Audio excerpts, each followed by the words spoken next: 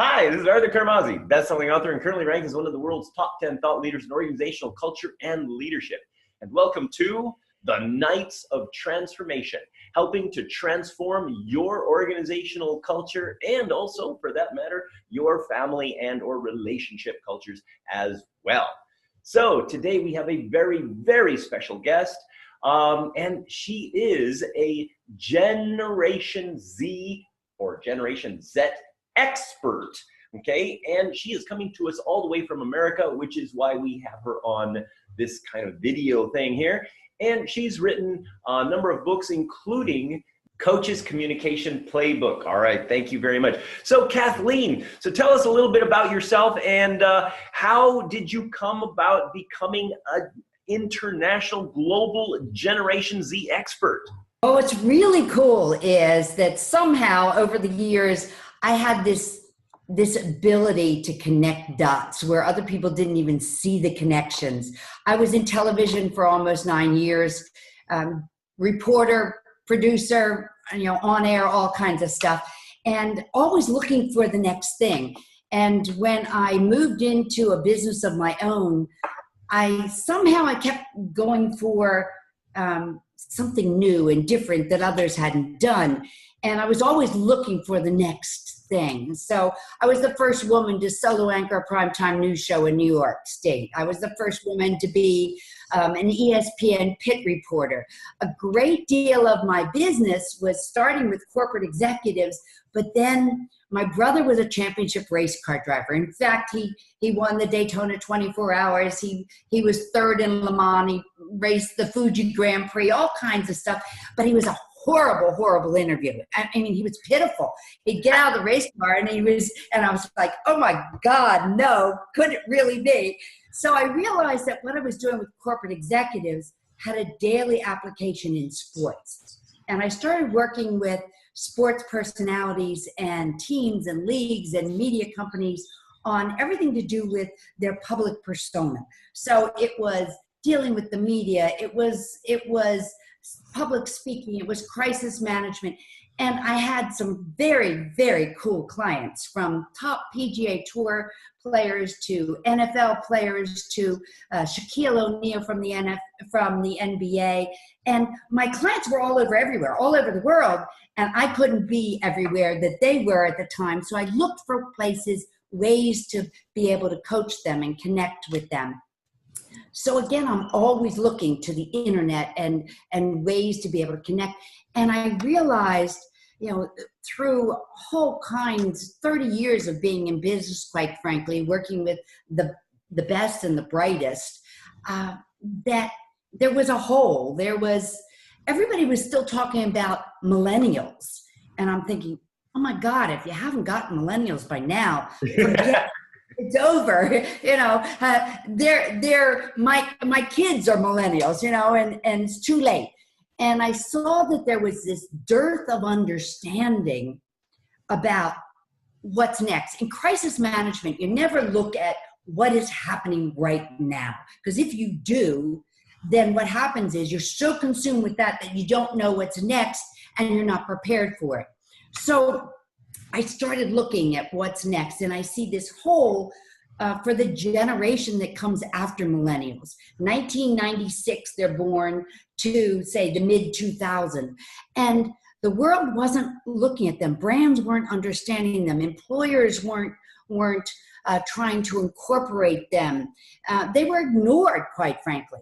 And there was no thought leadership there. And I thought, this is where we need to be focused right now. We need to understand this generation that by 2020 will be 40% of the US population. There's a million more Gen Z than there are millennials. They spend, in the US alone, $44 billion a year. And they influence, and this is really important, they influence about $600 billion a year in the US alone. That's not counting worldwide. Because they're families. Yeah, wow. Think about this. If you're a parent and you're going to look for a car, you want to get a car that you can get all the kids' soccer stuff in and all the people you got to take to school and cart around. if you're going to buy food in the house, you want it to be eaten. So it's like you're not going to get stuff nobody's going to eat. So these kids are influencing our lives in ways that in the past never happened. And yet brands don't understand them. They're different than every generation before them. They're more diverse. They're more inclusive. They're more practical and realistic because they grew up after 9/11 and they grew up, in an economy that was horrid, and they don't want to face the same challenges. They don't want to have to go back and live with their parents. They don't want to have to go back and have a job, a dead-end job, and have debt out the gazoo. So they're approaching things in a very different way. And where the rules that lead Gen Z, that rule their lives, are the rules that are going to rule our lives. Because where they go, we go as a world. Right. Okay. So now a lot of our viewers right now are in organizations. So they are looking to, eventually they're going to be hiring these people, and some of them are already being hired. And a lot of the organizations right now, one of the biggest problems they have is they have a problem with leadership, okay? Because people, when they get new hires, a lot of the new hires need to be retrained, and it takes a long time, and a lot of these need to be put into some leadership roles, or at least into the potential to be in leadership roles within, a few years in the future. So what is the potential for the new generation to be good leaders, and what should prospective employers be doing in order to develop them as leaders? Well, I've been in my own business for 30 years, and it was very frustrating because I'd hire a young person and they'd be with me for 18 months, and I'd spend all this money developing them, and then they were gone. They presumed that that's what they needed to do to get where they wanted to go. Gen Z's not like that. They want to find roots, but they want to be in an organization that cares about the world around them, that is more inclusive. So I don't think you have to worry about, will they be good leaders? Because they're already beginning to lead. They don't see their age as a deterrent to step out and do something different or take a stand like many of us did in generations before. Our daughter, Megan, the World Economics Forum a few years ago started something called Global Shapers. And they named, I think the first group, they named 75 kids under 30 who were changing the world. And our daughter, Megan, was one of the initial Global Shapers. And they had, it was pretty cool. As a mom, I was very, very proud. Of course. And she was asked to come and speak on the stage at Davos at the World Economics Forum about the millennials. And one of the things that amazed me is they had these global shaper hubs. At that time, they only had 15 in North America. They might have had 25 around the world. Now there are 250, I guess. And one of those meetings was at our house. And I was a fly on the wall. And there was a roboticist. And this was about 6 years ago. There was a roboticist. There was a financial expert. There was our daughter leads an organization she founded called the Foundation for Tomorrow. She was in nonprofit. There was an educator. And I sat back, and these 6 kids, the conversation was absolutely phenomenal. And I laugh when people worry about the future because of young people, because I remember that day vividly and thinking, if we have to rely on kids like this, we are in very good hands. Very good. Okay, so let me ask you a question, because a lot of the employers, and there's a lot of talk saying that the Gen Z, that they're so concerned with chatting, and that they don't really have the communication skills and the social skills. That a lot of people are saying that the Gen Z do not have the social skills to necessarily be good leaders in the future. What do you think about that? I think that's an area they can improve on without a question of a doubt. I started an initiative called We Are Gen Z. And we have now over 1,000 teenagers from around the United States. And this year we're adding teenagers in Tanzania, in Honduras, in the UK, and maybe in Indonesia, who knows. And they're a part of a teen think tank that will virtually get together and talk about what's hot and what's not, and help us understand what's happening, what's driving them, their passions, and so on. Part of what we're doing is we do 8 original research surveys a year, and about all kinds of things. Last year we did about roboticists and humans and the future of work. We talk about holiday spending, where they're going to spend their money, what they think about finance, where they get their news and information, and what they trust and don't trust and why. But one of the first thing I'm going to do in September is our core group, we're going to have a workshop on influencer training and media training, because the idea they can know what's going on amongst their peers, because they're extremely well connected and globally connected, but they don't always articulate it in the ways that we can understand. So part of We Are Gen Z will be to train these young people, these leaders of today and tomorrow, to articulate what they're already sensing and what's driving them, and ultimately will drive the world. Wow, fantastic. And this is also, along those lines, is something we're also doing with the Leadership High School that we're putting together in Malaysia. So we completely, we have the same vision in that way. So that's fantastic. Think about it this way. They are the future leaders and current leaders in many cases. They're changing the economy. So the economies are going to be more token economies, and Bitcoin doesn't scare them in the least bit. Blockchain, they understand that. They are changing the way we consume information. They're changing everything about the culture.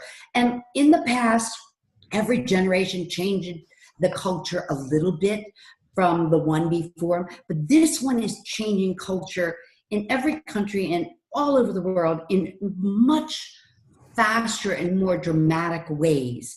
And so we need to understand that. We need to help them articulate why.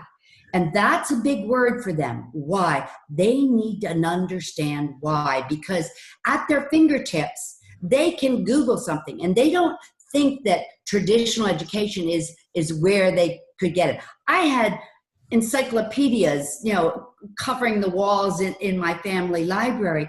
But the reality is today, their smartphone is everything to them, and they can get in there and they can Google anything. So when you tell them as an adult, as an employer, as a brand trying to connect with them, when you tell them something, they want to know why, and they need to have it interactive, or they're just going to totally disregard it. So if you are an organization and you want to get the best and brightest Gen Z guys, it's not necessarily about grades, right? Mm-hmm. So it's going to be about, there's going to be a lot more depth to this generation. So what could an organization that wants to hire the best and the brightest, what should they look for? If you're a prestige organization and you've relied in the past on your name and your reputation, forget it. That's not going to draw them in. They don't care about the prestige. They're more, everybody has the opportunity to do anything. In fact, more than a third of the teens that we've studied either already now have their own businesses or intend to run their own businesses. So they don't think going to a big prestigious organization is going to be key. So you've got to, they're drawn to organizations that are aligned with causes that matter to them, whether it be the environment or helping people in poverty. Social enterprises are tremendous in terms of what draws them. Something, if I buy a pair of shoes or I buy a pair of glasses or I do this, that there's something that goes to a poor person in another part of the world, that drives them, that brings them, to your doorstep. They also absolutely must feel a sense of authenticity and trust. So they have this bullshit detector. They can cut through crap like you wouldn't believe, and they will call you out on it in a minute. And they'll walk away from your brand if they think you're trying to be cool just to draw them in. All right. Wow, that is fantastic. So, Kathleen, would you have any last words, any kind of, one golden nugget of advice for how an organization could help to basically bring these kids in to develop their culture into a more productive, healthier, and, well, basically even a profitable culture, so that they feel engaged, and at the same time, the company also makes money? Any last minute, any...